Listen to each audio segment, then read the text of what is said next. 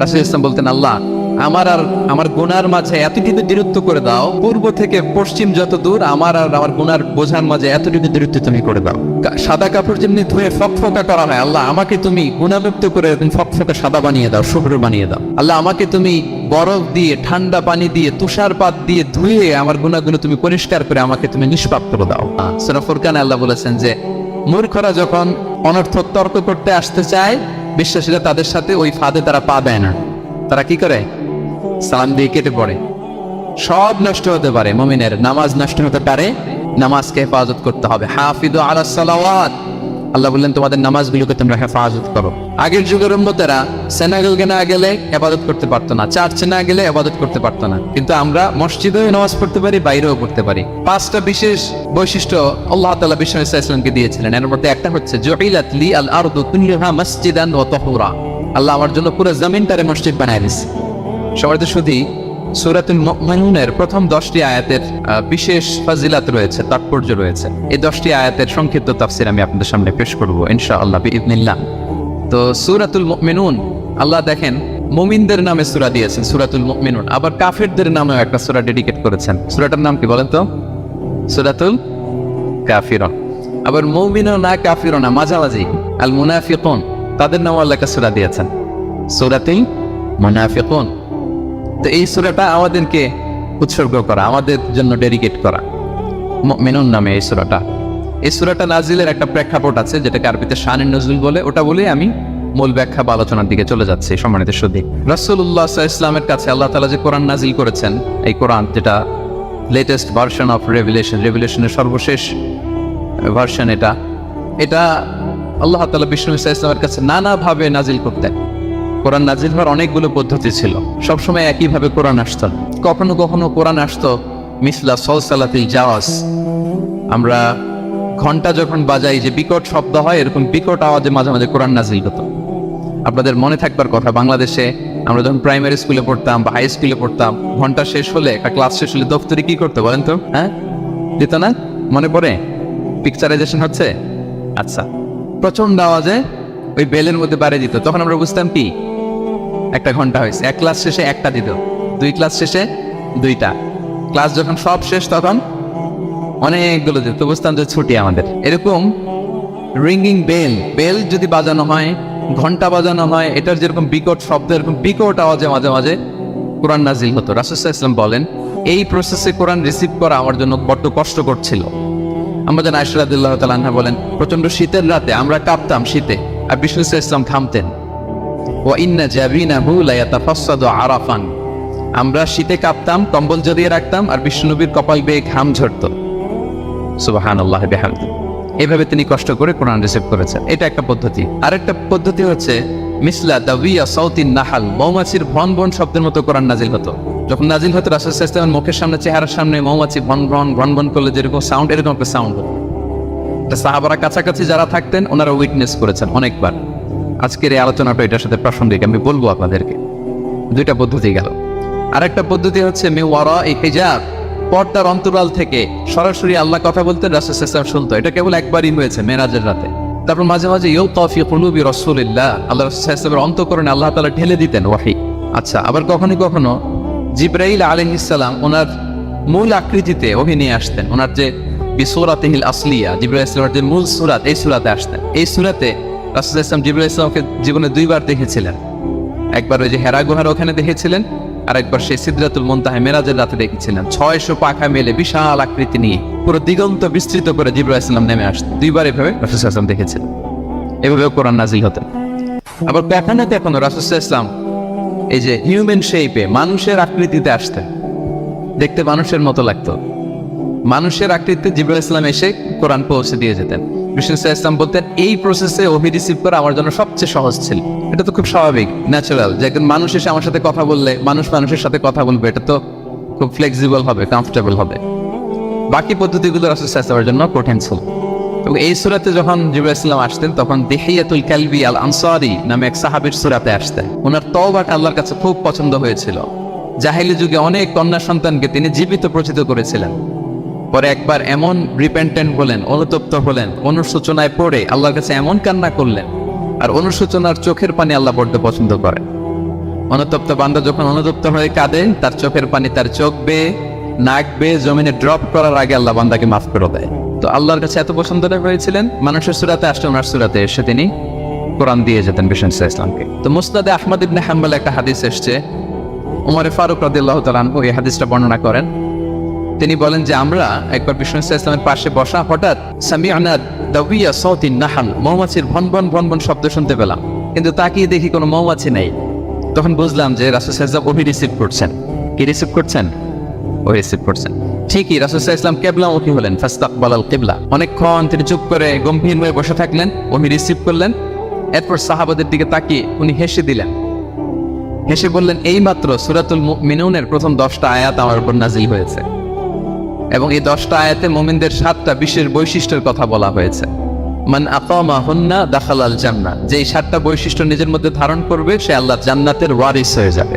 এবং এই আয়াতগুলো বলে আল্লাহ তাআলা সবশেষে এমনটাই বলেছেন যে উলাইকা হুমুল ওয়ারিসুন আল্লাযীনা ইয়ারিসুনাল ফিরদাউসা হুম ফিহা খালিদুন, যারা এই 7টা বৈশিষ্ট্য নিজের মধ্যে ধারণ করবে তারা জান্নাতুল ফিরদাউসের ওয়ারিস হয়ে যাবে, উত্তরাধিকার হয়ে যাবে। ওয়ারিস বুঝেন তো না?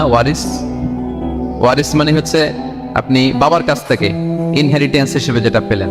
বাংলাদেশে দেখবেন যে অনেক জমি জমার মধ্যে প্লটের মধ্যে সাইনবোর্ড দেওয়া থাকে যে ক্রয় সূত্রে এই জমির মালিক অমুক, বায়না সূত্রে এই জমির মালিক অমুক, তারপর ওয়ারিস সূত্রে এই জমির মালিক আব্দুর রহমান, লেখা থাকে না এরকম? ওয়ারিস সূত্রে মানে এটা উনি কিনে নাই, এটা ওনার কার কাছ থেকে? বাবার কাছ থেকে পেয়েছেন, উত্তরাধিকার সূত্রে পেয়েছেন। তো দেখেন আল্লাহ তাআলা এই শব্দটাই, লিটারালি এই শব্দটাই ব্যবহার করেছেন যে আল্লাযীনা ইয়ারিসুনাল ফিরদাউসা হুম ফিহা খালিদুন। বিশ্বাসীরা যদি এই 7টা গুণ নিজের মধ্যে ধারণ করে তাহলে বাবার সম্পদে সন্তানের জন্য ভাগ থাকে, সে ওয়ারিস হয়। আমার এই উম্মতেরা, আল্লাহর এই বান্দারা জান্নাতুল ফিরদাউসের ওয়ারিস হবে। তো বলেন আমরা জান্নাতুল ফিরদাউসের ওয়ারিস হতে চাই কি চাই না? চাই, সবাই চাই। হ্যাঁ বলেন চাই তো? ইনশাআল্লাহ আল্লাহুম্মা জাআলনা মিনহুম। তো আমরা তাহলে শুনি আল্লাহ তাআলা কি বৈশিষ্ট্যের কথা বললেন যে এগুলি ধারণ করলে আমরা জান্নাতুল ফিরদাউসের ওয়ারিস হব। আম্মাজান আয়েশা রাদিয়াল্লাহু তাআলা আনহাকে সাহাবারা জিজ্ঞেস করতেন যে আম্মাজান কাইফা কানা খুলুকু রাসূলিল্লাহ, আল্লাহ রাসূল সাল্লাল্লাহু আলাইহি ওয়াসাল্লামের আচরণ কেমন ছিল? তিনি বলতেন কানা খুলুকুহু আল কুরআন, রাসূল সাল্লাল্লাহু আলাইহি ওয়াসাল্লামের আচরণ ছিল কোরআনের মতো আচরণ। উম্মে সালামা রাদিয়াল্লাহু তাআলা আনহা আমাদের আরেক আম্মাজান, ওনাকে জিজ্ঞেস করা হলে উনি বলতেন রাসূল সাল্লাল্লাহু আলাইহি ওয়াসাল্লাম যখন রাস্তা দিয়ে হেঁটে যেতেন কান্নাল কুরআনা ইয়ামশি আলাল আরদ, মনে হতো লিভিং কোরআনটা রাস্তা দিয়ে হেঁটে যাচ্ছে। তো সাহাবারা যখন আরো ইন ডিটেইল জানতে চাইলেন তখন আম্মাজান আয়েশা বললেন তোমরা সূরা মুমিনুনের প্রথম 10 আয়াত পড়ো, এই 10 আয়াতে যা যা আল্লাহ বলেছেন এটাই ছিল খুলুকু রাসূলিল্লাহ, এটাই ছিল বিশ্বনবীর আচরণ। তো আসুন আমরা দেখি রাসূল সাল্লাল্লাহু আলাইহি ওয়াসাল্লামের আচরণ কেমন ছিল এবং কোন বৈশিষ্ট্যগুলো থাকলে আল্লাহ তাআলা আমাদেরকে জান্নাত দিয়ে ধন্য করবেন।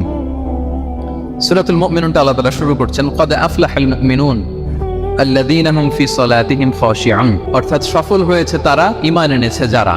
প্রথম আয়াতের অর্থ হচ্ছে ক্বাদ আফলাহাল মুমিনুন, বিশ্বাসীরাই সফল হয়েছে। আল্লাহ তাআলা সফলতার মানদণ্ড এখানে ফিক্স করেছেন, ক্রাইটেরিয়া ফিক্স করেছেন ঈমান, বিশ্বাস, যেটা সবচাইতে দামি। সবচাইতে দামি কি? ঈমান, সবার উপরে ঈমান। এজন্য যারা ঈমান এনেছে আল্লাহর উপর, যারা বিশ্বাস স্থাপন করেছে তারাই সফল হয়েছে।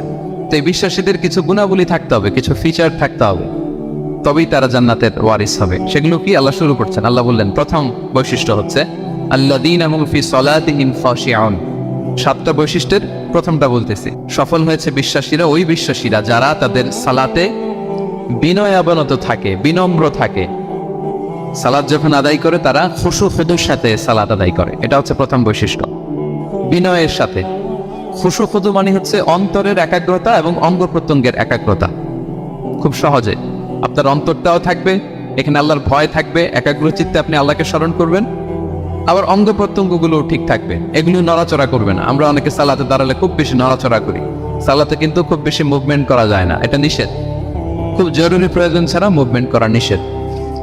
আল্লাহ বলেন আল্লাযীনা হুম ফি সালাতিহিম খাশিউন, প্রথম বৈশিষ্ট্য হচ্ছে যারা তাদের সালাতে বিনয়াবনত থাকবে, একাগ্র চিত্তে সালাত আদায় করবে। এতটা একাগ্র চিত্তে তারা অন্তরের মধ্যে এই উপলব্ধি ধারণ করবে যে আমি যে ইবাদত করছি এটা আল্লাহ দেখছেন, Allah is watching me, Allah is observing me, Allah তাআলা সরাসরি দেখছেন। এবং রাসূল সাল্লাল্লাহু আলাইহি ওয়াসাল্লাম এটাই বলেছেন যে আনতা আবুদাল্লাহ কাআন্নাকা তারাহু ফাইন লাম তাকুন তারাহু ফাইন্নাহু ইয়ারাক, এমন ভাবে ইবাদত করো মনে করো যে তুমি আল্লাহকে দেখছো। আর এটা যদি ভাবতে, এই উপলব্ধি আনতে যদি কষ্ট হয় তাহলে অন্তত এতটুকু তো ভাবো যে আল্লাহ তোমায় দেখছেন, আল্লাহ আমাকে দেখছেন। এই ভাবনাটা অন্তরে আনা যায় না চাইলে? চাইলেই আনা যায়। আমরা যেন এই উপলব্ধিটা নিজেদের মধ্যে রিয়েলাইজেশনটা বিল্ড আপ করার চেষ্টা করি যে আমি যে মুসল্লায় দাঁড়ালাম, এই যে আমি কেমন লাইল করতেছি, এই যে তারাবিতে আমি বিশ্বঘাত পড়তেছি লম্বা সময় ধরে, আল্লাহ কিন্তু দেখছেন। আমার সিজদা, আমার রুকু, এগুলো আল্লাহ তাআলা সরাসরি কি করছেন? দেখছেন। এই ফিল নিয়ে যদি আপনি সালাতে দাঁড়ান, এটা হচ্ছে খুশু। সাহাবারা এতটা বিনয়বনত ভাবে একাগ্র চিত্তে নিমগ্ন হয়ে সালাতে প্রবেশ করতেন, মরুভূমির মাঝখানে ওনারা সালাত পড়ার সময় মাঝে মাঝে মরুভূমির পাখি এসে ওনাদের কাঁধে বসে যেত, মাথায় বসে যেত। পাখিগুলো মনে করতো এগুলো হয়তো খেজুর গাছ টাছ কিছু একটা হবে। কি হবে? খেজুর গাছ হয়তো হবে। আবার যখন রুকুতে যেতেন, পাখি উড়াল দিত। তার মানে কি, খুব বিনয়বনত ভাবে বিনম্র চিত্তে ওনারা সালাত আবার করতেন। তাহলে এটা হচ্ছে প্রথম বৈশিষ্ট্য। প্রিয় ভাইরা, আমরা যেন সালাতে অত্যন্ত বিনয়ের সাথে একাগ্র চিত্তে with full of solemnity and submission, একটা সাবমিসিভ ভাব যেন আপনার থাকে, যে আপনি নিজেকে সর্বোচ্চ উজাড় করে নিজেকে আল্লাহর কাছে পেশ করছেন। এই অ্যাটিটিউডটা যেন আমাদের নামাজের মধ্যে থাকে। এটা হচ্ছে 1 নম্বর বৈশিষ্ট্য, আল্লাযীনা হুম ফি সালাতিহিম খাশিউন, যারা বিনয়বনত ভাবে থাকে। অনেকে বলে হুজুর মন বসে না নামাজে আমার। এটা অনেকের প্রশ্ন, অনেকের জিজ্ঞাসা যে মনটা ধরে রাখতে পারি না, নামাজে দাঁড়ালেই সারাদিন যেটা মনে হয় না ওইটা নামাজে মনে চলে আসে। এরকম হয় না? সারাদিন এটাকে কি যেন ভাবতেছিলাম মনে নাই, নামাজে দাঁড়ালেই মন চলে আসে। তারপরে মনকে আরবিতে বলে, অন্তরকে বলে কলব। কলব মানে যেটা খুব নড়াচড়া করে, মুভমেন্ট করে, ওইটাই কলব। মন দেখবেন এদিকে ছোটে ওদিকে ছোটে। ওই যে আমরা ছোটবেলায় একটা গান শুনতাম, গানটা হচ্ছে পাগল মন, মন কেন এত কথা বলে। মানে মন এদিকে ছোটে ওদিকে ছোটে, মনকে ধরে রাখা বড্ড জটিল, কষ্টকর। তো এটা স্বাভাবিক। অনেকেই বলে হুজুর আমার মন থাকে না নামাজে, একাগ্র চিত্তে নামাজ তো আদায় করতে চাই কিন্তু মনটাকে ধরে রাখা যায় না। তো কিভাবে এই খুশু ফুদু সাবমিসিভনেস আপনি কিভাবে বাড়াবেন, এটাও বিষ্ণু সাল্লাল্লাহু আমাদেরকে ইনস্ট্রাক্ট করেছেন, গাইড করেছেন। কিভাবে এই খুশুটা আসবে, অন্তরের মধ্যে একাগ্রতা আসবে। 1 নম্বর পদ্ধতি হচ্ছে খুশু ফুদু বাড়ানোর। সালাতে যখন আপনি দাঁড়াবেন, বিষ্ণু বলেন সল্লু সালাতান মুআদ্দিয়া। বিষ্ণু বলেন মনে করো যে নামাজটা পড়তেছো এটা হতে পারে তোমার বিদায়ী নামাজ, শেষ নামাজ জীবনের। হতে পারে না? ধরেন যে মাগরিবের সালাত যে আমরা আজকে পড়বো, এমন তো হতে পারে এটাই আমাদের জীবনের শেষ নামাজ। কি বলেন? হতে পারে কি না? পারে। আমরা কে কখন চলে যাব আমাদের তো জানা নাই। তো এই যে মুসল্লায় যখন আমরা দাঁড়াই, তখন কেন আমরা এটা ভাবি না যে it could be the last and final prayer in my life? হতে পারে এটাই আমার জীবনের শেষ নামাজ।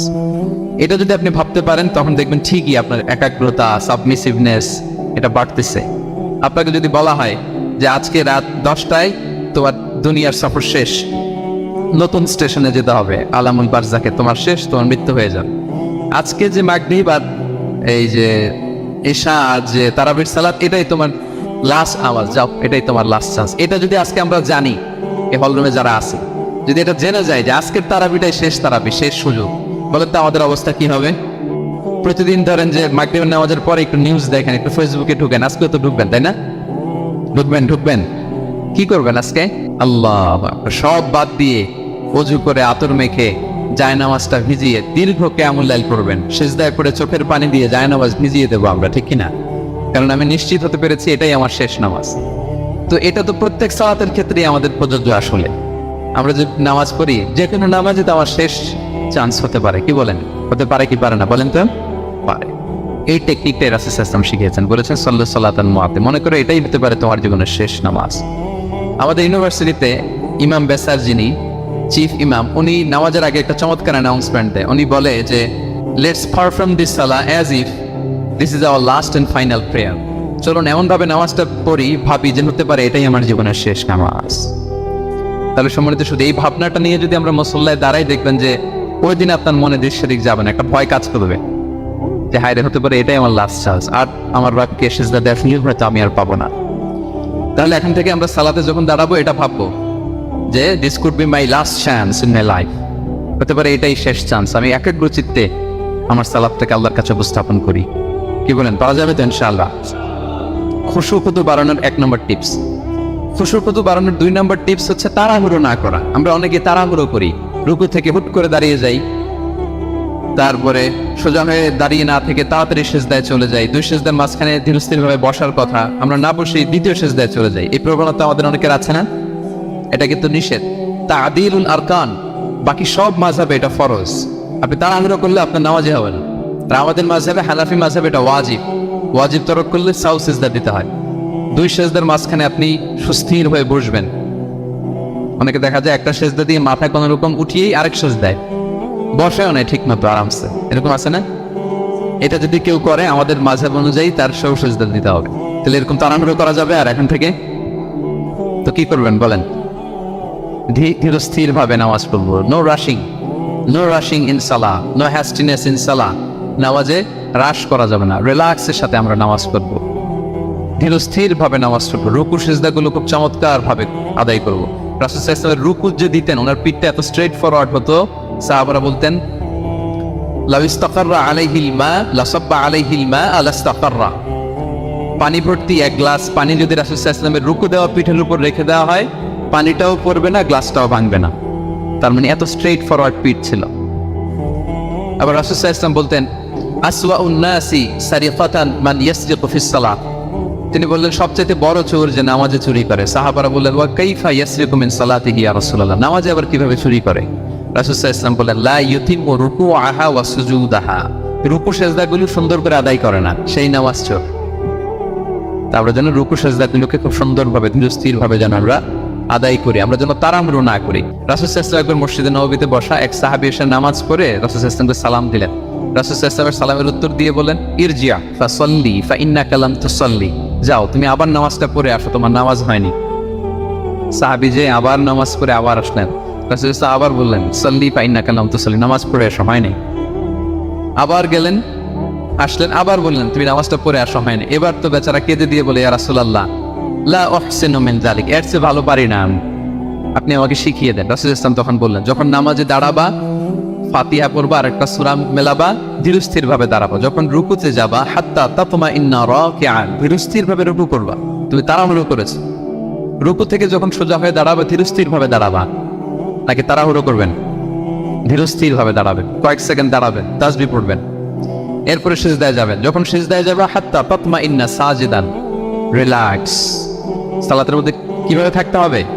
উইথ রিল্যাক্সেশন, রিল্যাক্সের সাথে তুমি সিজদা দিবা। দুই সিজদার মাঝখানে বসে আবার রিল্যাক্স, আবার তুমি ধীরস্থির ভাবে বসবা। এভাবে পুরো সালাতটা প্রত্যেকটা রাকাত তুমি এভাবে আদায় করো। তার মানে সালাতে তাড়াহুড়ো করতে বিশ্বনবী সাল্লাল্লাহু আলাইহি ওয়াসাল্লাম নিষেধ করেছেন। এমনকি অনেক সময় আমরা রুকু পাবো না বলে দৌড়ে যে সালাতে অংশগ্রহণ করি, এটাও নিষেধ করেছেন। মাগরিবের নামাজে রোজু করতেছি, ইমাম সাহেব ওয়াদ-দুহা ওয়াল লাইলি ইযা সাজা, এই সূরাটা তো মুখস্থ, তো টের পাচ্ছি যে আমি এখন মুখ ধুইতেছি আর সূরা দুহা তো শেষ হয়ে যাবে, 15 রকম ওযু করে দৌড়ে যে অংশগ্রহণ করে যাতে রাকাতটা পায়, এটা নিষেধ করেছেন বিশ্বনবী সাল্লাল্লাহু আলাইহি ওয়াসাল্লাম। এটা করবেন না।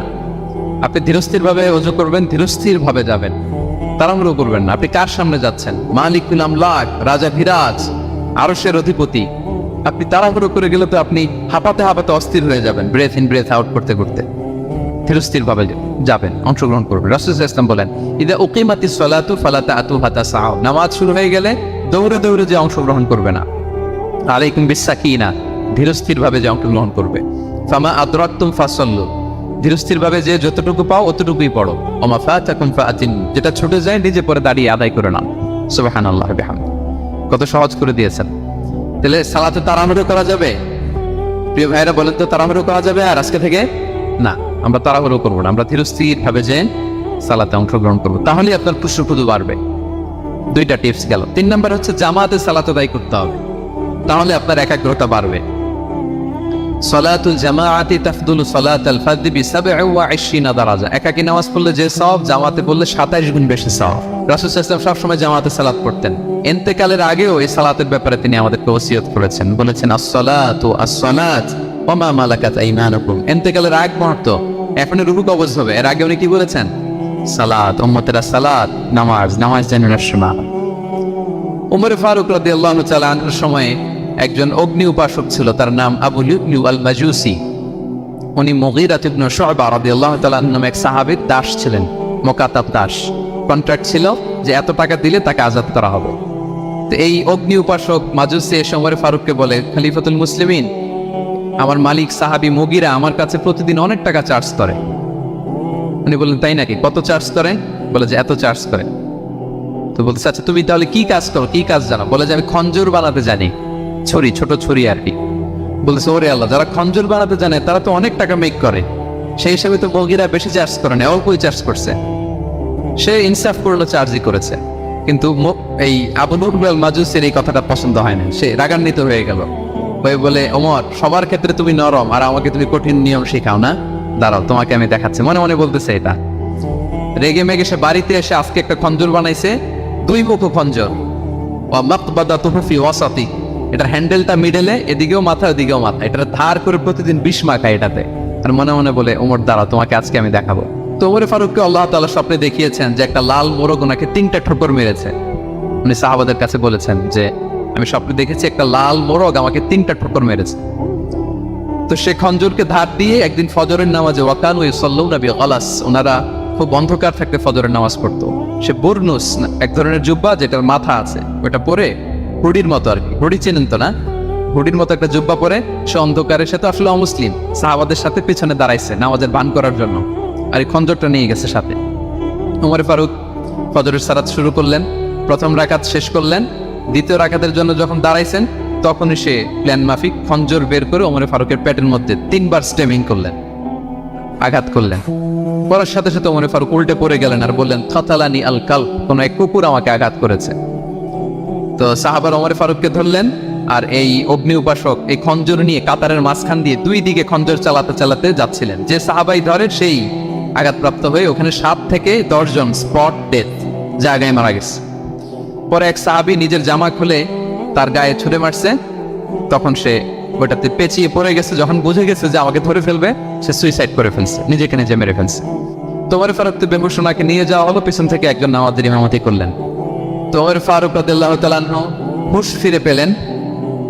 হুঁশ ফিরে পাওয়ার পরে দিনের বেলা যখন হুঁশ আসলো ওনার, সবাই চারদিকে বসা যে হায় হায় আমাদের আমিরুল মুমিনিনের কি জানে কি হয়। হুঁশ ফেরার পরে ওনার মুখের প্রথম কথাটা ছিল আসাল্লান নাস, মানে আমার নেতৃত্বে যে ফজরের সালাতটা শুরু হয়েছিল এটা কি ঠিকঠাক শেষ হয়েছিল? সুবহানাল্লাহ পড়বেন না? আচ্ছা বলেন তো, এই মুহূর্তে আমরা কি করতাম? ওনাকে যে স্টেবিং করছে, চিকিৎসক এসে দুধ দেয়, দুধ পেট দিয়ে বেরিয়ে যায়, নাবিজ দেয়, নাবিজ বের হয়ে যায়, মানে উনি ইন্তেকাল করবেন, এটা বোঝাই যাচ্ছে। এমন কঠিন পরিস্থিতিতে আমরা যদি হসপিটালে হুঁশ ফিরে পেতাম, আমরা কি বলতাম বলেন দেখি? কে কি বলতেন? কে মারছে, আমারে বাঁচানো যায় কিনা, মাউন্ট এলিজাবেথে নিয়ে চলো, সিঙ্গাপুরে অথবা বামরুন গ্রেডে নিয়ে চলো, আমেরিকাতে নিয়ে চলো, অথবা আমার তো ওখানে ব্যাংক ব্যালেন্স আছে, আমি তো মরে যাবো, আমার ছেলেগুলার কি হবে, হ্যাঁ আমার মেয়েগুলার কে দেখবে, এগুলো ছিল আমাদের কনসার্ন। তো ওমর ফারুক জানতেছেন যে উনি পৃথিবী থেকে বিদায় নিচ্ছেন, একটু হুঁশ ফিরে পাইছেন। হুঁশ ফিরে পাওয়ার পরে প্রথম কথাটা ছিল আসল্লান নাস, লোকেরা কি নামাজ পড়েছিল? আল্লাহু আকবার। তাহলে এটা কত গুরুত্বপূর্ণ ইবাদত, কিভাবে এই সালাতকে সাহাবারা অফার করতেন। তো খুশু ফতুর সাথে যদি আমরা সালাত অফার করতে চাই, আমাদেরকে জামাতে পড়তে হবে। একাকি বললে দেখবেন মনে দিকে যায়, ওদিকে যায়, কয় রাকাত পড়ছে ভুলে যাই, এরকম হয় না? একাকি পড়তে গেলেন এটা করা যাবে না, জামাতে পড়তে হবে। সালাতে কি কি বলতেছেন এগুলোর অর্থ বুঝে যদি সালাত অফার করেন, তাইলে আপনার সালাতে মনোযোগ থাকবে। সুবহান রাব্বিয়াল আ'লা, সুবহান রাব্বিয়াল আযীম এর অর্থ সূরা ফাতিহা যে প্রতিদিন পড়ি, কি সুন্দর প্রার্থনা সূচক বাক্য। এর অর্থ কি? আল্লাহ সকল প্রশংসা তোমার, আল্লাহ তুমি দয়াময় মেহেরবান, আল্লাহ তুমি বিচার দিবসের মালিক, যেদিন তোমার আরশের ছায়া ছাড়া কোনো ছায়া থাকবে না। নবীদের যে পথে চালিয়েছে ওই পথে আমাদেরকে চালাও, যারা ভ্রান্ত হয়েছে, যারা তোমার ক্রোধের শিকার হয়েছে ওই পথে আমাদেরকে চালিও। কি চমৎকার চমৎকার কথা মালা দিয়ে আমরা এই দোয়াগুলো পড়ি। আমরা অর্থ বুঝি না বলে আমাদের হৃদয়ে টাচ করেন, ঠিক কিনা? দেখবেন আরব শায়েকরা যখন কিয়ামুল লাইল করে, তারাবির সালাত পড়ায়, অনেক অনেক আয়াতে ওরা ডুকরে ডুকরে কেঁদে ওঠে আওয়াজ করে। কারণ কি? জাহান্নামের আয়াত, আযাবের আয়াত, পূর্ববর্তী উম্মত যে ধ্বংস হয়েছে, কিভাবে ওদেরকে বিকট আওয়াজ দিয়ে, গ্রাউন্ড সাউন্ড গ্রেনেড দিয়ে ধ্বংস করা হয়েছে, বন্যা দিয়ে ধ্বংস করা হয়েছে, কিভাবে এদেরকে বাতাস দিয়ে নাস্তানাবুদ করে দেওয়া হয়েছে, এগুলো যখন পড়ে ওনারা কাঁদে। আযাবের আয়াত আসলে কাঁদে, জান্নাতের আয়াত আসলে সাবলীল কণ্ঠে তেলাওয়াত চালিয়ে যায়। এর কারণ কি বলেন? সালাতে অর্থ বুঝে সালাত অফার করার চেষ্টা করি, পাশাপাশি সালাতের সুন্নাহগুলি যেন আমরা পড়ি। সালাতের যে সুন্নাহ আছে, সুনানুস সালাহ, এগুলো যেন আমরা পড়ি, মনোযোগ আরো বাড়বে। সানাগুলো পড়বেন, ফাতিহা শেষে আওয়াজ করে আমিন বলবেন, অথবা ফিসফিসি কণ্ঠে আমিন বলবেন। বিষ্ণু ইসলাম বলেন, ইদা আম্মান আল ইমাম ফাআমিনু, ইমাম আমিন বললে তোমরাও আমিন বলো, কারণ এই মাত্র একটা দোয়া করা হয়েছে। সূরা ফাতিহাটা কি? একটা দোয়া। ইদা ওয়াফাকা তা'মিনুকুম তা'মিনাল মালাইকাতি গুফিরা লাহু মা তাকাদ্দামা মিন যামবিহি ওয়া মা তাআখার। রাসূল সাল্লাল্লাহু আলাইহি ওয়াসাল্লাম বলেছেন, ইমাম যখন আমিন বলে তোমরাও তখন আমিন বলো, কারণ তোমরা যখন আমিন বলো ফেরেশতারাও আমিন বলে, আর তোমাদের আমিন আর ফেরেশতাদের আমিন যখন একসাথে হয়ে যায় তোমাদের পূর্বের সব গুনাহ আল্লাহ মাফ করে দেয়। এটা আমিন বলা সুন্নাহ। বলবেন নামাজ বাঁধার পরে সুন্নাত নামাজে, নফল নামাজে সানাগুলি পড়বেন, কত চমৎকার অর্থবোধক সানা আছে। আমরা তো শুধু সুবহানাকাল্লাহুম্মা বিহামদিকা ওয়া তাবারাকা ইসমুকা ওয়া তাআলা জাদ্দুকা শুধু এটাই পড়ি। রাসূল সাল্লাল্লাহু আলাইহি ওয়াসাল্লাম তাকবীরাত তাহরিমে বাঁধার পরে অনেক চমৎকার চমৎকার দোয়া পড়তেন। ইন্না সলাতি ওয়া নুসুকি ওয়া মাহইয়ায়া ওয়া মামাতি লিল্লাহি রাব্বিল আলামিন। আমার সালাত, আমার ইবাদত, আমার জীবন মরণ সবটাই কার জন্য? এই দোয়াটা পড়তেন শুরুতেই। তারপর পড়তেন ওয়াজ্জাহতু ওয়াজহিয়া লিল্লাযী ফাতারাস সামাওয়াতি ওয়াল আরদা হানিফা ওয়া মা আনা মিনাল মুশরিকিন। আমার সবকিছুকে আমি এক সত্তার দিকে ফেরালাম একনিষ্ঠ হয়ে, আর আমি মুশরিক নই, আমি আল্লাহর দিকে একনিষ্ঠ হলাম। এই দোয়াগুলো পড়তেন। আল্লাহুম্মা বাঈদ বাইনি ওয়া বাইনা খাতায়ায়া কামা বাআদতা বাইনাল মাশরিকি ওয়াল মাগরিব। আল্লাহুম্মা নাক্কিনি মিন খাতায়ায়া কামা ইউনাক্কা আস-সাওবুল আবয়াদু মিনাদ দানাস। আল্লাহুম্মা ইগসিল খাতায়ায়া বিল মাই ওয়াস সালজি ওয়াল বারাদ। এগুলো সানা, এগুলো যে সানা আমরা জানি না। সানা মানে হচ্ছে প্রশংসাসূচক কথা। আমরা শুধু সুবহানাকাল্লাহুম্মা ওয়া বিহামদিকা এতটুকুই করি। রাসূল ইসলাম বলতেন, আল্লাহ আমার আর আমার গুনার মাঝে এতটুকু দূরত্ব করে দাও, পূর্ব থেকে পশ্চিম যত দূর আমার আর আমার গুনার বোঝার মাঝে এতটুকু দূরত্ব তুমি করে দাও। সাদা কাপড় যেমনি ধুয়ে ফকফকা করা হয়, আল্লাহ আমাকে তুমি গুনামুক্ত করে ফকফকা সাদা বানিয়ে দাও, শুভ্র বানিয়ে দাও। আল্লাহ আমাকে তুমি বরফ দিয়ে, ঠান্ডা পানি দিয়ে, তুষারপাত দিয়ে ধুয়ে আমার গুনাহগুলো তুমি পরিষ্কার করে আমাকে তুমি নিষ্পাপ করে দাও। এগুলো বলে এরপরে আলহামদুলিল্লাহ রাব্বিল আলামিন সূরা ফাতিহা শুরু করতেন। সালাম ফিরানোর আগে বিষ্ণু সাল্লাল্লাহু আলাইহি দোয়া মাসুর পড়তেন। কত চমৎকার মাসুর দোয়া আছে। আর বিষ্ণু বলতেন, লা ইউসাল্লিমান্না আহাদুকুম হাত্তা ইয়াতাআওয়াদা আন আরবা মিন আযাবিল কবর, মিন আযাবি জাহান্নাম, মিন ফিতনাতিল মাহইয়া ওয়াল মামাত, ওয়া মিন ফিতনাতিল মাসিহিদ দাজ্জাল। আমার কোন উম্মত যেন সালাম ফেরানোর আগে এই চারটা জিনিস থেকে পানাহ চাওয়া ছাড়া যেন সালাম না ফেরায়। একটা কি? আল্লাহ তুমি জাহান্নামের আযাব থেকে বাঁচাও, আল্লাহ তুমি কবরের আযাব থেকে বাঁচাও, আল্লাহ জীবন মরণের ফিতনা থেকে বাঁচাও, আল্লাহ তুমি দাজ্জালের ফিতনা থেকে বাঁচাও। পড়ে না আমিন। তো এত এঙ্গেজমেন্ট যদি আপনার নামাজে থাকে, আপনার মন এদিক সেদিক যাবে? হ্যাঁ, আপনি অর্থ খেয়াল করতেছেন, আযাবের আয়াত আসলে আপনি অশ্রুসিক্ত হচ্ছেন, আপনি দোয়া মাসুল পড়ছেন, আপনি সানা পড়ছেন, আপনি দীর্ঘ সময় কিয়ামুল লাইল করতেছেন, আপনার মনে এদিক সেদিক ছুটবে? বলেন তো ছুটবে না। এই টিপস গুলো বিষ্ণু সাল্লাল্লাহু আলাইহি ওয়াসাল্লাম শিখিয়েছেন। এগুলো যদি আমরা পালন করি তাহলে আল্লাযীনা হুম ফি সালাতিহিম খাশিউন, বিনম্র চিত্তে সালাত আদায়কারী হিসেবে আমরা আল্লাহর কাছে পরিগণিত হব। তাহলে প্রথম নাম্বার শর্তটা বুঝতে পারছেন কিভাবে সালাত আদায় করতে হবে? হ্যাঁ বলেন তো একজন, কি করতে হবে? কিভাবে সালাত? খুশির সাথে, বিনয়বনত চিত্তে, সাবমিসিভ ভাবে, নাকি তাড়াহুড়ো করবেন? কিভাবে পড়বেন নামাজ? ধীরে সুস্থে, উইথ রিল্যাক্স। দুই নম্বর আল্লাহ বলেন ওয়াল্লাযীনা হুম আনিল লাগবি মুরিদুন। এক নম্বরে তো তারা নামাজে যখন দাঁড়ায় ধীর স্থির ভাবে খুশুর সাথে পড়ে। দুই নম্বর হচ্ছে তারা অনর্থক কাজ থেকে বিরত থাকে। অনর্থক কথা, কাজ এগুলো মুমিনরা বলে না, এগুলো তো জড়ায় না। মিনিংলেস কোনো কাজের সাথে বিশ্বাসীদের কোনো সম্পর্ক, অর্থবোধক কাজ, ভালো কাজ, কল্যাণমূলক কাজ, সামাজিক কাজ, মানবতার কল্যাণে যে কাজগুলো আছে এগুলোর সাথে তারা জড়ায়। বিষ্ণু ইসলাম বলেছেন, মিন হুসনি ইসলামিল মারই তারকুহু মা লা ইয়ানি। ব্যক্তির ইসলামের সৌন্দর্য হচ্ছে যে ব্যক্তি এমন কোনো কাজ করবে না যেটার কোনো মিনিং নাই। মিনিংলেস কাজ থেকে সে বেঁচে থাকবে। মুহাদ্দিসিনে ইকরাম এই হাদিসটাকে বলে রুবউদ্দিন, মানে দিন ইসলামকে যদি 4 ভাগ করেন, এই 4 ভাগের 1 ভাগের কথা এই হাদিসের মধ্যে চলে আসছে। সেটা কি? যে বিশ্বাসীরা কোনো অনর্থক কাজে জড়ায় না নিজেদেরকে। অনর্থক কাজ, কথাবার্তা, অপ্রয়োজনীয় আড্ডা, অপ্রয়োজনীয় খুশগল্প, অন্যকে নিয়ে সমালোচনা, অন্যের গীবত, শেকায়াত, ওর এই সমস্যা, চায়ের আড্ডাতে আমরা এরকম সমালোচনার ঝড় তুলি, ঠিক কিনা বলেন? ঠিক কিনা? এটা করা যাবে না। আপনি জান্নাতের ওয়ারিস হবেন, আবার চা মুখে নিয়ে আপনি শেকায়াত করবেন, গীবত করবেন, দুইটা একসাথে যাবে না। তাহলে বিশ্বাসীরা কোনো অনর্থক কাজে জড়ায় না, মিনিংলেস কাজে জড়ায় না। তারা ভালো কাজে, কল্যাণের কাজে জড়ায়। মিনিংলেস কোনো কথাও বলে না, কারণ তারা জানে মা ইয়ালফিযু মিন কাউলিন ইল্লা লাদাইহি রাকীবুন আতীদ। আমরা যা বলি, মুখ নিঃসৃত যা বের হয়, এটাকে লিখে রাখার জন্য একদল ফেরেশতা আছে, রাকীব পর্যবেক্ষণকারী, আতীদ একেবারে প্রহরীর মতো আছে। বললে একটুকে নেই সব। সূরা ইয়াসিন আল্লাহ বলেন ওয়া কুল্লা শাইইন আহসাইনাহু ফি ইমামিন মুবিন। আমি ইমামুম মুবিন নামক এক দালিলিক রেজিস্ট্রি খাতায় সব কিছু তুলে রাখছি, সব পাই টু পাই আপনি পাবেন, আপনি অবাক হবেন। মালি হাদাল কিতাবি লা ইগাদিরু সাগীরাতান ওয়ালা কাবীরাতান ইল্লা আহসাহা। এটা কেমন আমলনামা, ছোট্ট ভালো কাজ করেছে ওইটাও আছে, ছোট্ট খারাপ করেছে ওইটাও আছে, অবাক হবেন আপনি। সব আল্লাহ তাআলা সেখানে তুলে রাখবেন। তো বিশ্বাসীরা কোনো অনর্থক কথা কাজের সাথে জড়ায় না, এজন্য কারণ তারা জানে এগুলো সব রেকর্ডেড, সব রেকর্ডেড। আপনার কোনো কাজ যদি রেকর্ড করা হয় এবং বলা হয় যে এটা গণমানুষের কাছে উপস্থাপন করা হবে, আপনি কি করবেন তখন বলেন তো? খুব সতর্ক হয়ে চলবেন, সতর্ক হয়ে বলবেন। হ্যাঁ, এই যে আমরা যে এই ক্যামেরা থাকলে যেভাবে কথা বলি, সবসময় কি এভাবে বলি না? আমরা যখন নিজেদের ঘরোয়া আড্ডায় বসে আমরা কত কথা বলে ফেলি, ইনফরমাল অনেক কথা বলি, যেগুলো ক্যামেরা থাকলে বলি না। কারণ এটা ফরমাল, এটা কোটি মানুষের কাছে যাবে, সবাই শুনবে, সবাই জানবে, এজন্য আমরা সাবধান হয়ে কথা বলি।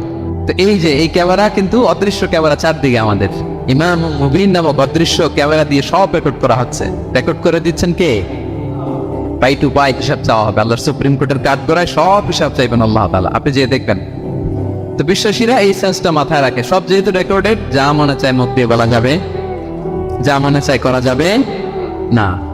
এজন্য অহেতুক কথাবার্তা, অহেতুক সমালোচনা, অহেতুক গসিপিং, অহেতুক কমেন্টস এগুলো করবো না। এখন সোশ্যাল মিডিয়ার যুগে দেখবেন যে কমেন্টসের বন্যা বয়ে যায়, যার যেটা মনে চায়, কারণ ধরার কেউ নাই, দেখার কেউ নাই, বলার কেউ নাই, যা মনে চায় লিখতে থাকে।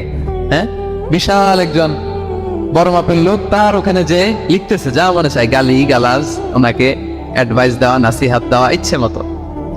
বিশ্বাসীরা এটা করে না, তারা অনর্থক কোনো কাজে জড়ায় না, এবং কেউ জড়াতে চাইলেও তাকে স্পেস দেয় না।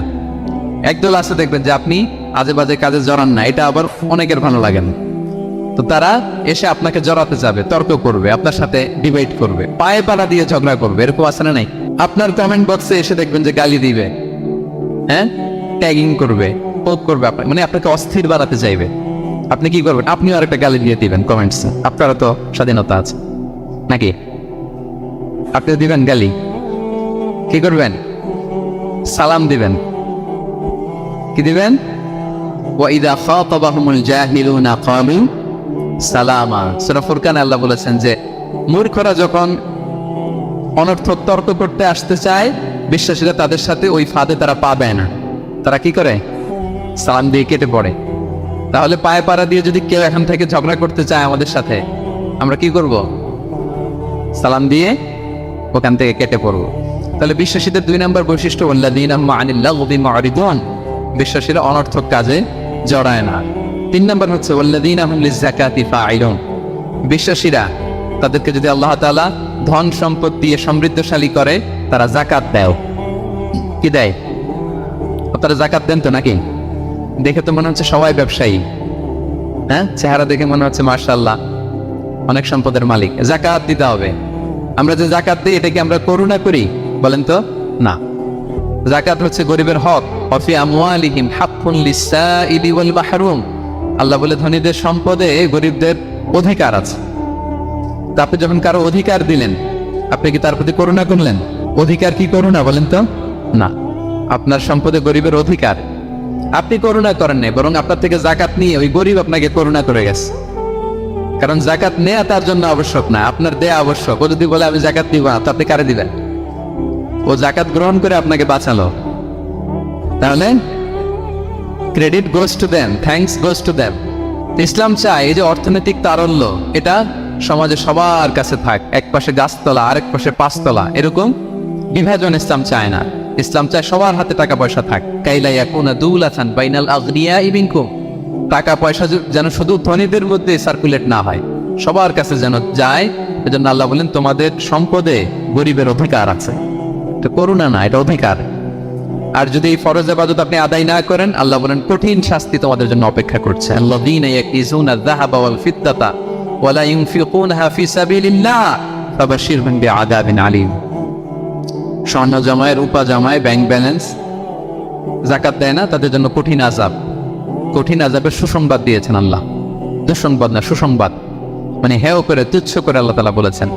ছেলে ইংরেজি পরীক্ষায় ফেল করছে, মা বলে ফেল করছে না, পড়াশোনা তো নাই, তোমার বাবা আসুক, এমন মাইট দিবে, মাইট দিলে মজা টের বাবা। আচ্ছা বলেন তো, মাইট দিলে কি মজা লাগে না ব্যথা লাগে? কিন্তু মা কি বলছে? মজা টের বাবা। মানে ওরা তুচ্ছ করে, তাচ্ছিল্য করে বলছে, মায়ের তীব্রতা বোঝানোর জন্য বলছে যে এমন মাইট দিবে, টের বাবা দাঁড়াও। তোমার বাবা আসুক আজকে করে। আল্লাহ ওইটাই বললেন, এই সম্পদগুলোকে লোহার খন্তি বানিয়ে জাহান্নামের আগুনে পোড়ানো হবে। 3 জায়গায় ছাকা দেওয়া হবে, তুকুয়া বিহা জিবাহুম, কপালে, পাজরে, পিঠে। আর বলা হবে হাযা মা কানাস্তুম, এগুলোই তুমি জমায় রাখছিলে, দাও নাই মানুষকে। Bank balance, FDR, fixed deposit, price bond, এটা সেটা দাও নাই তুমি। আর হাদিসে এসেছে সোজা আন আকরা, টেকো সাপ হবে, মোস্ট ভেনামাস স্নেক। সাপের মাথায় কিন্তু চুল গজায়, জানেন?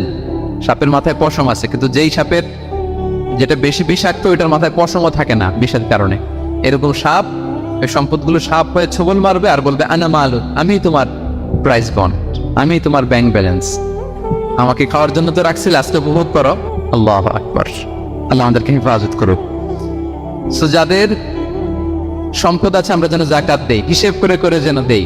আপনাদের স্ত্রীদের যাদের অর্নামেন্টস জুয়েলারি আছে তারা যেন তাদের সম্পদের জাকাত দেয়। 25 গ্রাম যদি সোনা থাকে বা 595 গ্রাম যদি রূপা থাকে অথবা এই পরিমাণ সম্পদ থাকে, ভাবিরাও জাকাত দিতে হবে। এটা ইন্ডিভিজুয়াল ইবাদত। আপনার জাকাত আপনার, ভাবির জাকাত ভাবির। আপনি চাইলে টাকা দিয়ে হেল্প করতে পারেন, কিন্তু ওনারও হিসাব করতে হবে এবং এটা কম্পালসারি, দিতেই হবে, দিতেই হবে। তাহলে ওয়াল্লাযীনা হুম লিয-যাকাতি ফাঈলুন, 4 নম্বর হচ্ছে তারা জাকাত দেয়। 5 নাম্বার 6 নাম্বার আল্লাহ এক আয়াতে বলে ফেলেছেন ওয়াল্লাযীনা হুম লিআমানাতিহিম ওয়া আহদিহিম রাউন, বিশ্বাসীরা আমানতের হেফাজত করে আর কথা দিলে কথা রাখে। 5 নাম্বার হচ্ছে আমানতের খেয়ানত করে না বিশ্বাসীরা, কারণ আমানতের খেয়ানত করে এটা মুনাফিকের আলামত।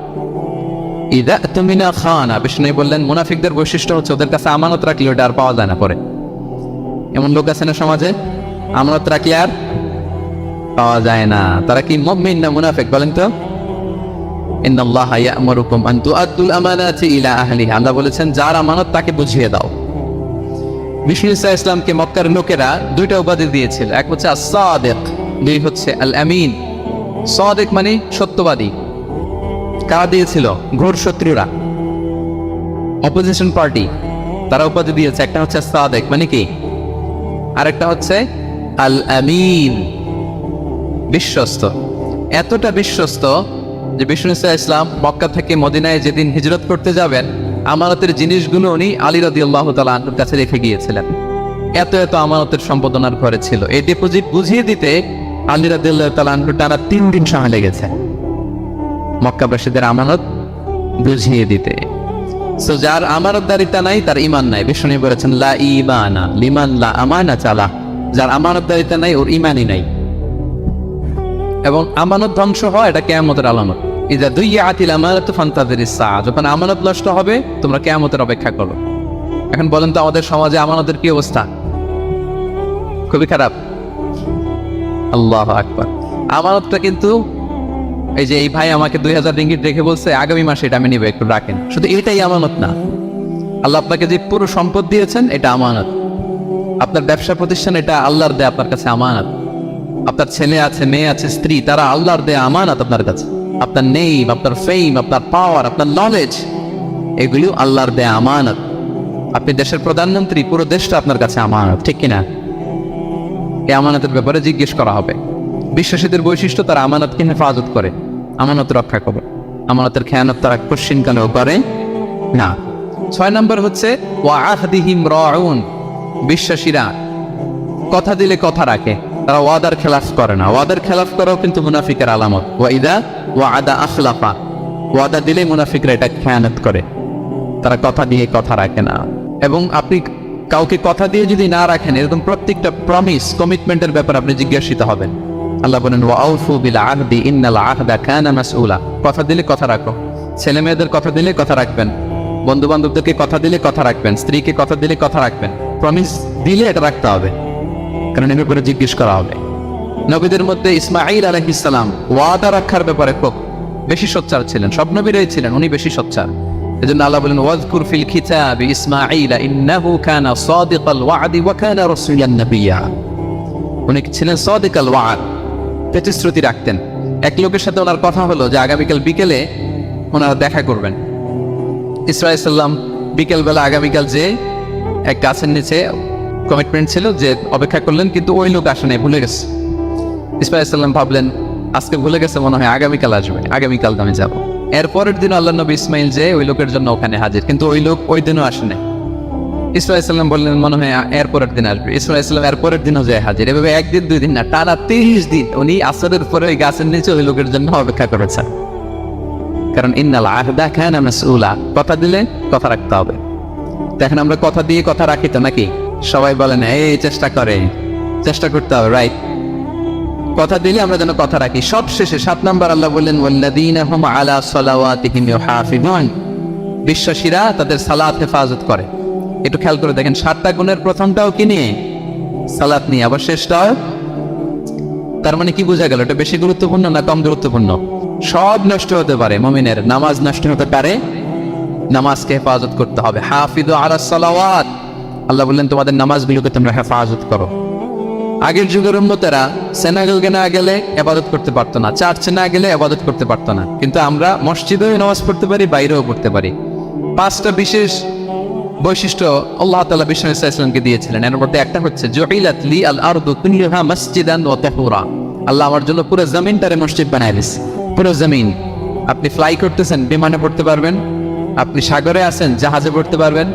আপনি বিকেলবেলা মাঠে আছেন, ওযু থাকলে আল্লাহু আকবার বলে দাঁড়ায় যাবেন, বন্ধুদেরকে নিয়ে যে কোনো জায়গায় নামাজ পড়া যায়, ঠিক কিনা? এই নামাজ নিয়ে কোনো এক্সকিউজ চলবে না। No excuse will be granted that day. দাঁড়িয়ে পড়তে পারেন না, বসে পড়তে হবে। বসে পারেন না তো শুয়ে পড়তে হবে। শুয়ে পারেন না তো ইশারায় পড়তে হবে। ওযুর জন্য পানি নাই তো তায়াম্মুম করে পড়তে হবে, ঠিক কিনা? হাফিজু আলাস সালাওয়াত, সালাতের ব্যাপারে সচেষ্ট হও, কারণ এটা প্রথম হিসেব চাইবেন আল্লাহ। আল্লাহ বলেন আউয়ালু মা ইউহাসাবু বিহিল আবদু ইয়াউমাল কিয়ামাতি আস-সালাহ, কিয়ামতের সর্বপ্রথম হিসেব হবে নামাজের। আওয়াজ করে বলেন কিসের? ফাইন সালুহাত সালুহা সাইরু আমালি, নামাজের হিসেব যদি সহজ হয় সব সহজ, আর নামাজের হিসেব যদি গন্ডগোল হয় পুরো আমল নামায় গন্ডগোল লেগে যাবে। প্রিয় ভাইরা, তাই আমরা যেন সালাতের ব্যাপারে যত্নবান হই, আমরা যেন খুশু খুদুর সাথে সালাত পড়ি, আমরা যেন অনর্থক কথাবার্তা কাজ থেকে যেন বেঁচে থাকি।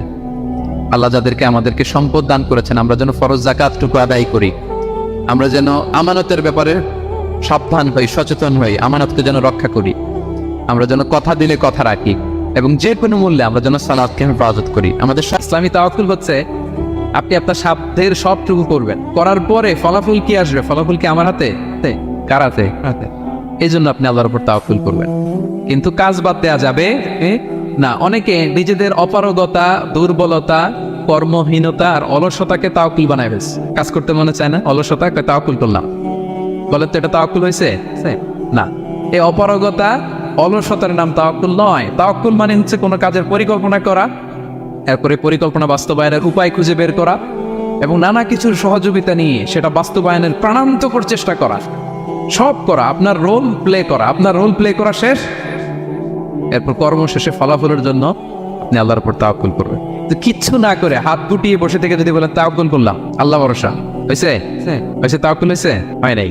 তো এখানে ব্যালেন্স অ্যাটিটিউডে আসতে হবে। আমি সব করতে পারবো, এটাও যেমনি ভুল। আল্লাহই সব করে দিবেন, এটাও ভুল। The position of Islam is somewhere in between this two extreme lines. এই দুটার মাঝখানে ইসলামের পজিশন। পাখিকে তাওয়াক্কুলের মডেল হিসেবে আল্লাহ উপস্থাপন করেছেন। পাখিকে বিশ্বনবী বলেন তোমরা যদি পাখির মতো তাওয়াক্কুল করো, পাখির যেমনি আল্লাহ খাওয়ায় তোমাদেরকেও খাওয়াবে। পাখি কেমনি তাওয়াক্কুল করে? বিশ্বনবী বলেন তাগদু খিমাসান ওয়া তারুহু বিতানান, পাখিগুলো প্রতিদিন সকালবেলা কিচির বিচির রবে তার বাসা থেকে বের হয়ে জঙ্গলে ছড়িয়ে পড়ে। সারাদিন খুঁজতে খুঁজতে, ঘুরতে ঘুরতে, উঠতে উঠতে আল্লাহ তাআলা বিকেলবেলা আবার প্রতিটি পাখির ওদর পূর্তি করে তার ঘরে ফিরিয়ে নিয়ে আস। তো পাখি কি ঘরের ভিতরে বসে থেকে তাওয়াক্কুল করছে? সকালবেলা আগে কি করছে? বের হয়ে গেছে। তো আগে আপনার রোলটা আপনার প্লে করতে হবে, তারপরে আপনি আল্লাহর উপর তাওয়াক্কুল করবেন। অনেকে নিজেদের অপারগতা, অলসতাকে তাওয়াক্কুল বানিয়েছে না। অপারগতা, অলসতা, কর্মহীনতা, এগুলো থেকে রাসূল সাল্লাল্লাহু আলাইহি ওয়াসাল্লাম আল্লাহর কাছে পানাহ চেয়েছেন। এগুলোর সাথে ইসলামের কোনো সম্পর্ক নাই। তার রাসূলুল্লাহ সাল্লাল্লাহু আলাইহি ওয়াসাল্লাম একবার খুব আফসোস করছিলেন। তিনি যখন শুনতে পেলেন যে বনী ইসরাইলের অনেক অনেক লোক হাজার বছর হায়াত পেত, তারা শত শত বছর ইবাদত করত, শত শত বছর তারা জিহাদ করত, তখন তিনি আফসোস করে বললেন, হায় রে, আমার শেষ সময়ের উম্মতের কি হবে? কারণ তিনি বলেছেন যে আমারু উম্মতি মা বাইনা 60 ইলা 70, আমার উম্মতের গড় বয়স হচ্ছে 60 থেকে 70। ওয়া আকাল্লুহুম মা ইয়াজুজু যালিক, খুব অল্প সংখ্যক লোকই এর চেয়ে বেশি হায়াত। রাসূল সাল্লাল্লাহু আলাইহি ওয়াসাল্লাম যখন দেখলেন যে শত শত বছর হায়াত পেয়েছে বনী ইসরাইলের লোকেরা, বনী ইসরাইলের ওরা শত শত বছর জিহাদ করেছে, তো আমার উম্মত তো 60 বছরে তার হায়াতই শেষ, 60 থেকে 70-এর মধ্যে তার জীবনই শেষ, তা আমার গুনাহগার উম্মতের কি হবে? রাসূল সাল্লাল্লাহু আলাইহি ওয়াসাল্লাম খুব আফসোস করছেন। তো রাসূলুল্লাহ সাল্লাল্লাহু আলাইহি ওয়াসাল্লামের এই চিন্তা, এই উদ্বিগ্নতা দূর করার জন্য আল্লাহ তাআলা সূরাতুল কদর নাযিল করলেন এবং বললেন যে ইন্না আনসালনাহু ফি লাইলাতিল কদর ওয়া মা আদরাকা মা লাইলাতুল কদর লাইলাতুল কদরি খায়রুম মিন আলফি শাহর। লাইলাতুল কদর, এই কদরের রাতটা হচ্ছে এমন রাত যেটা খায়রুম মিন আলফি শাহর, হাজার মাসের চেয়েও সেরা।